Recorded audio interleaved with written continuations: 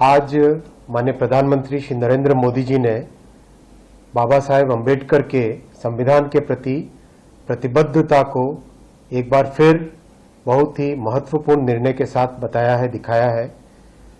UPSC में lateral entry एक बहुत ही ट्रांसपेरेंट मेथड जो लिया था, उसमें रिजर्वेशन के प्रिंसिपल्स लगे, ऐसा निर्णय लिया है। मोदी सरकार ने एक और फैसले से अपने पैर खींच लिए हैं। मामला लैटरल एंट्री का है, जिसके जरिए वो सीनियर आईएएस अधिकारियों का काम प्राइवेट एक्सपर्ट से कराना चाहती थी, लेकिन विपक्ष के विरोध और आरक्षण का मामला बनता देख अब सरकार ने फिलहाल रोक लगाने का फैसला किया है। खास बात यह है कि जब सरकार ने यह फैसला बदला तो साफ तौर पर प्रधानमंत्री नरेंद्र मोदी का नाम लेकर यह बताने की कोशिश की गई कि मोदी आरक्षण पर किसी तरह का कोई समझौता नहीं करना चाहते हैं। सुनने में यह बात भले ही सामान्य लगे, लेकिन इतनी छोटी नहीं है। यह प्रधानमंत्री मोदी का बदला रूप है, क्योंकि वह इतनी जल्दी अपने फैसलों से पीछे हटने के लिए नहीं जाने जाते हैं। याद करिए 3 कृषि कानून जिसका पूरे देश में विरोध था और किसान सड़क पर 1 साल से बैठे हुए थे। इतने विरोध के बावजूद उसे वापस लेने में मोदी को 1 साल लग गए थे, लेकिन तीसरे कार्यकाल के पहले 2 महीने में मोदी सरकार ने जिस तरह अपने फैसलों पर रवैया बदला है, उससे साफ है कि मोदी सरकार अब सहिष्णु हो गई है और उस पर अब विपक्ष और सहयोगियों का दबाव भारी पड़ रहा है। यकीन नहीं है तो इन फैसलों को देखिए। पहले वक्फ संशोधन विधेयक की बात करते हैं। सरकार ने शुरू में जब इस विधेयक को संसद में पेश किया तो यह किसी को अंदाजा नहीं था कि इस मामले पर सरकार झुकेगी, लेकिन सहयोगियों के आग्रह या यूं कहें कि दबाव पर विधेयक को संसद की संयुक्त समिति में भेज दिया गया। दूसरा कदम अनुसूचित जाति जनजाति के आरक्षण में उप श्रेणी और क्रीमी लेयर बनाने के सुप्रीम कोर्ट के फैसले पर दिखा, जब सरकार ने मंत्रिमंडल में प्रस्ताव पारित करके फैसले पर असहमति जताई। यह कदम भी गठबंधन सरकार की विवशताओं का ही संकेत है। इसके बाद अब लैटरल एंट्री। इन दोनों मुद्दों पर मोदी के सहयोगी चिराग पासवान, अनुप्रिया पटेल तक ने सवाल खड़े किए थे। ऐसे में फैसले से हाथ खींचने का मतलब है कि सरकार पर सहयोगी दलों का दबाव काम कर रहा है, जबकि पिछले 10 सालों में सहयोगी दल पूरी तरह भाजपा और प्रधानमंत्री मोदी की दया पर निर्भर थे।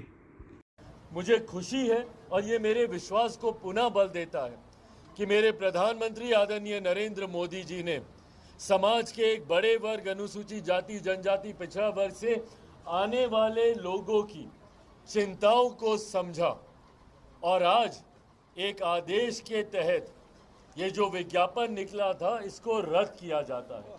इसी तरह हाल ही में भाजपा अध्यक्ष जेपी नड्डा के घर पर एनडीए गठबंधन की बैठक हुई थी, जिसमें भाजपा के सभी सहयोगी दलों के नेताओं ने हिस्सा लिया था।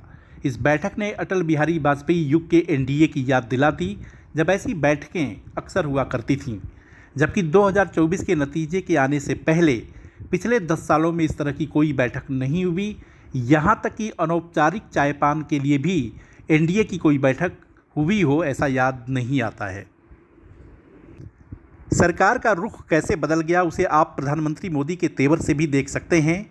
वह जून में नतीजे आने के पहले कई मीटिंग और सभाओं में साफ तौर पर कहते थे कि हम नतीजों का इंतज़ार नहीं करेंगे, अभी से 100 डेज का एजेंडा तैयार है। आरबीआई के एक कार्यक्रम में उन्होंने यहाँ तक कहा था कि आपको ज़्यादा दिन चैन से नहीं बैठने देंगे, शपथ के बाद झमाझम काम आने वाला है।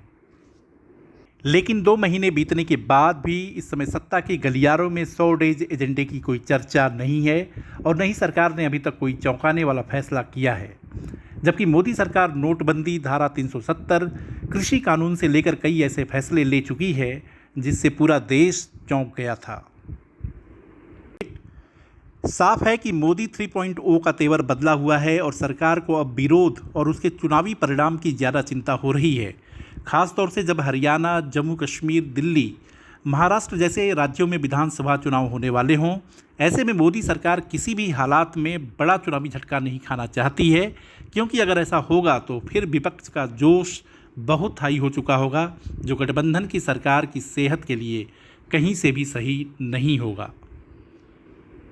अगर आपको हमारा वीडियो पसंद आया हो तो खबर को लाइक करें, शेयर करें, सब्सक्राइब करें।